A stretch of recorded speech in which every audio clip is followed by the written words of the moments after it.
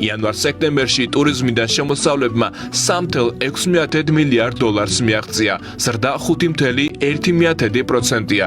რეკორდულია ტურისტთა ნაკადის მაჩვენებელიც. მნიშვნელოვანია არა მხოლოდ რიცხოვნობა, არამედ გეოგრაფია. ტურისტული ნაკადები დივერსიფიცირებულია, ტურისტული ბიზნესი კი კმაყოფილი. ძალიან მნიშვნელოვანი სტრატეგიული ნაბიჯები გადაიდგა სახელმწიფოს მხრიდან გულისხმობ იმ უამრავ ფრენას, რომელიც დაემატა პირდაპირ რეისების მხრივ სხვადასხვა ქვეყნებიდან, როგორიცაა ევროპა, ჩინეთი, ინდოეთი, აზიის სხვადასხვა მიმართულებები, ბრიტანეთი. ჩვენ ნახეთ, რომ 2026 წლის ივნისიდან უკვე სკანდინავიის ქვეყნებიდანაც შემოგვიერთდება პირდაპირ რეისი, კერძოდ დანიის სახელმწიფოდან.